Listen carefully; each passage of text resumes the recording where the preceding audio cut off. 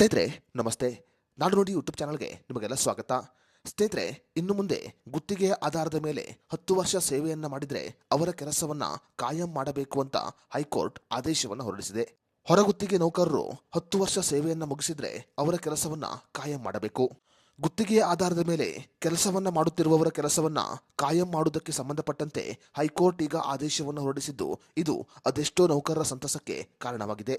ಹಾಗಾದ್ರೆ ಹೈಕೋರ್ಟ್ ಹೊರಡಿಸಿರುವ ಆದೇಶವೇನು ಮತ್ತು ಯಾವ ನೌಕರರು ತಮ್ಮ ಕೆಲಸವನ್ನ ಕಾಯಂ ಮಾಡಿಕೊಳ್ಳಬಹುದು, ಇವೆಲ್ಲದರ ಬಗ್ಗೆ ಸಂಪೂರ್ಣ ಮಾಹಿತಿಯನ್ನ ಈ ವಿಡಿಯೋದಲ್ಲಿ ನಾವು ನಿಮಗೆ ತಿಳಿಸಿಕೊಡ್ತೀವಿ. ವಿಡಿಯೋ ತುಂಬಾ ಇನ್ಫಾರ್ಮೇಟಿವ್ ಆಗಿದೆ, ಎಲ್ಲೂ ಸ್ಕಿಪ್ ಮಾಡದೆ ನೋಡಿ. ಹಾಗೂ ಈ ಮಾಹಿತಿಯನ್ನ ಪ್ರತಿಯೊಬ್ಬ ಸರ್ಕಾರಿ ನೌಕರರಿಗೆ ಶೇರ್ ಮಾಡಿ. ಸ್ನೇಹಿತರೆ, ಹೊರಗುತ್ತಿಗೆಯ ಆಧಾರದ ಮೇಲೆ ಸರ್ಕಾರಿ ಕೆಲಸವನ್ನ ಮಾಡುತ್ತಿರುವವರ ಕೆಲಸವನ್ನ ಕಾಯಂ ಮಾಡಬೇಕು ಅಂತ ಈಗ ಪಂಜಾಬ್ ಹೈಕೋರ್ಟ್ ಮತ್ತು ಹರಿಯಾಣ ಹೈಕೋರ್ಟ್ ಐತಿಹಾಸಿಕ ತೀರ್ಪನ್ನು ಕೊಟ್ಟಿದೆ. ವಿಶೇಷವಾಗಿ ಪಂಜಾಬ್ ಮತ್ತು ಹರಿಯಾಣದಲ್ಲಿ ಈ ನಿಯಮ ಕಟ್ಟುನಿಟ್ಟಾಗಿ ಜಾರಿಗೆ ಬರಲಿದೆ. ಕಳೆದ 10 ವರ್ಷಗಳಿಂದ ಸರ್ಕಾರಕ್ಕೆ ಪ್ರಾಮಾಣಿಕವಾಗಿ ಸೇವೆ ಸಲ್ಲಿಸಿದ ನೌಕರರ ಕೆಲಸವನ್ನ ಕಾಯಂ ಮಾಡಬೇಕು ಅಂತ ಈಗ ಪಂಜಾಬ್ ಹೈಕೋರ್ಟ್ ಮತ್ತು ಹರಿಯಾಣ ಹೈಕೋರ್ಟ್ ಐತಿಹಾಸಿಕ ತೀರ್ಪನ್ನು ಕೊಟ್ಟಿದೆ. ಕೆಲಸಗಾರರಿಂದ ವರ್ಷಾನುಗಟ್ಟಲೆ ಕೆಲಸವನ್ನ ಮಾಡಿಕೊಂಡು ನಂತರ ಅವರ ಕೆಲಸವನ್ನ ಸಕ್ರಮ ಮಾಡದೇ ಇರುವುದು ಅವರಿಗೆ ಮಾಡುವ ದೊಡ್ಡ ಅನ್ಯಾಯವಾಗಿದೆ. ಸುಮಾರು 1994ರಿಂದಲೂ ದಿನಗೂಲಿ ಮತ್ತು ತಾತ್ಕಾಲಿಕ ಕೆಲಸವನ್ನ ಮಾಡುವ ಲಕ್ಷಾಂತರ ನೌಕರರಿದ್ದಾರೆ.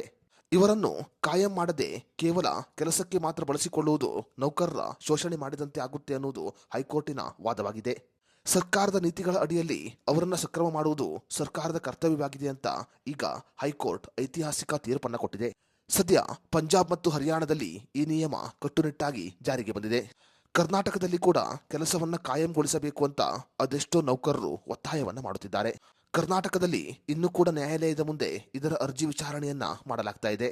ಪಂಜಾಬ್ ಮತ್ತು ಹರಿಯಾಣ ಹೈಕೋರ್ಟ್ ಕೊಟ್ಟ ತೀರ್ಪಿನಂತೆ ಕರ್ನಾಟಕ ಹೈಕೋರ್ಟ್ ಕೂಡ ತೀರ್ಪನ್ನು ಕೊಟ್ಟರೆ ಕರ್ನಾಟಕದ ಹೊರಗುತ್ತಿಗೆ ನೌಕರರು ಕೂಡ ತಮ್ಮ ಕೆಲಸವನ್ನ ಕಾಯಂಗೊಳಿಸಿಕೊಳ್ಳಬಹುದು. ಸ್ನೇಹಿತರೆ, ನೀವು ಕೂಡ ಹೊರಗುತ್ತಿಗೆಯ ಕೆಲಸಗಾರರಾಗಿದ್ರೆ ಎಷ್ಟು ವರ್ಷಗಳಿಂದ ನೀವು ಕೆಲಸವನ್ನ ಮಾಡ್ತಾ ಇದ್ದೀರಿ ಅಂತ ನಮಗೆ ಕಮೆಂಟ್ ಮಾಡಿ.